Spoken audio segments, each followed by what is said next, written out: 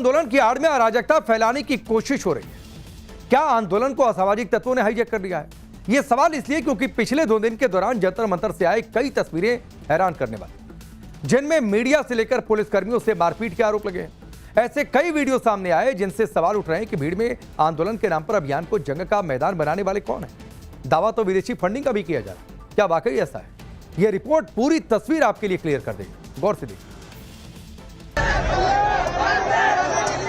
चेहरे पर मास्क, जुबान पर नारे और हाथों में पत्थर।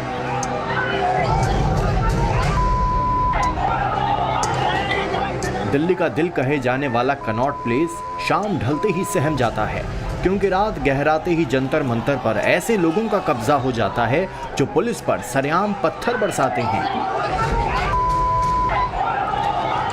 जो पुलिस के साथ झुंड बनाकर मारपीट करते हैं।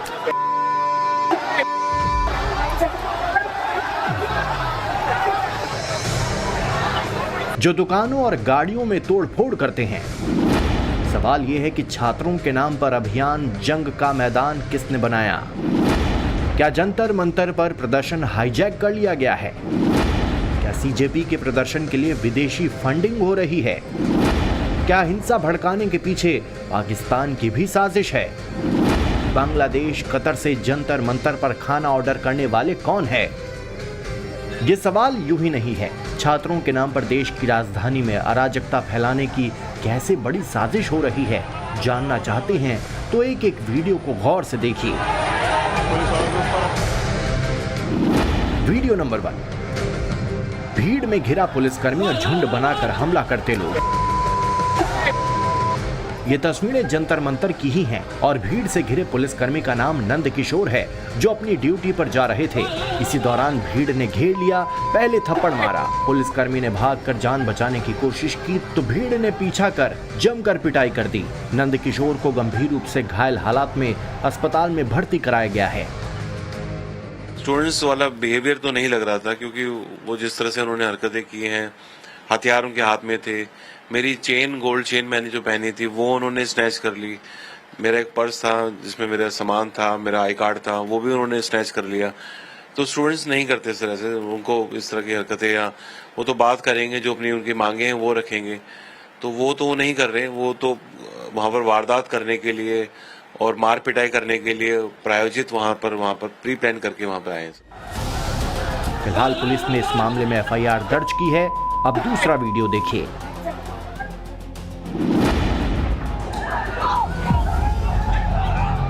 एक तरफ पुलिस और दूसरी तरफ से पथराव करते प्रदर्शनकारी। हुड़दंग की ये तस्वीरें कनॉट प्लेस की हैं। आरोप है कि प्रदर्शन के दौरान पुलिस पर प्रदर्शनकारियों की तरफ से पत्थरबाजी की गई। काफी देर तक पत्थर बरसाए गए, जिसमें कुछ पुलिस कर्मियों के घायल होने की खबर है।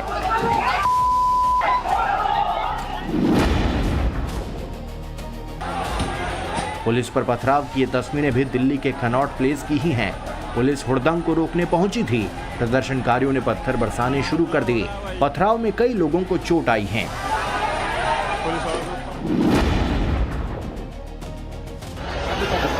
पुलिसकर्मी पर हमले की तस्वीरें जंतर मंतर की हैं। भीड़ ने पुलिसकर्मी को घेर लिया और जमकर मारपीट की।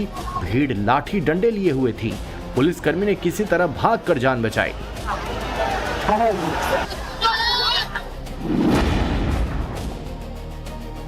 ये तस्वीरें भी जंतर मंतर की हैं, जिसमें लोगों को मास्क लगाए और हाथों में बैनर लिए देखा जा सकता है। सवाल यह है कि चेहरे पर मास्क लगाने के पीछे मकसद क्या हो सकता है? ऐसे तमाम वीडियो हैं जिनमें भीड़ पुलिस और सुरक्षा बलों पर पथराव और मारपीट करती नजर आ रही है। वैसे पुलिस ही नहीं, मीडिया के पत्रकारों के साथ भी आंदोलन में बदसलूकी की गई। टाइम्स नाउ नवभारत की पत्रकार ज्योति के साथ भीड़ ने जो किया उसे देखिए। हालात ये हो गए कि पुलिस की मदद से ज्योति का भीड़ से रेस्क्यू किया गया।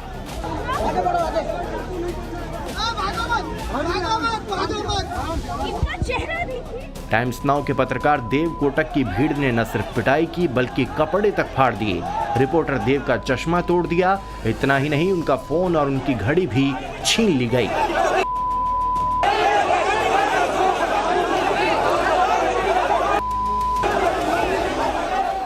You're unsafe now. आप टाइम्स नाउ से है, Times now का था। टाइम्स नाउ से है, टाइम्स नाउ।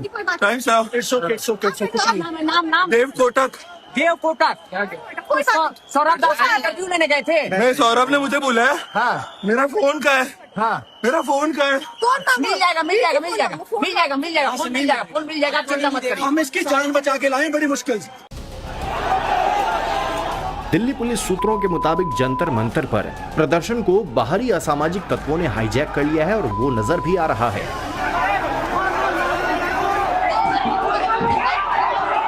पुलिस सूत्रों के मुताबिक छात्रों की आड़ में असामाजिक तत्व भीड़ में घुसकर नुकीले पत्थर, बोतलों और डंडों से वर्दी वालों पर हमला शुरू कर देते हैं। फिर पूरी भीड़ आक्रामक हो जाती है। सरकार स्टूडेंट्स को लेकर बातचीत का रास्ता निकालना चाहती है, इसलिए फोर्सेस बहुत संयम से सिर्फ अपनी जान बचा रही हैं, स्ट्रिक्ट जवाब नहीं दे रही हैं।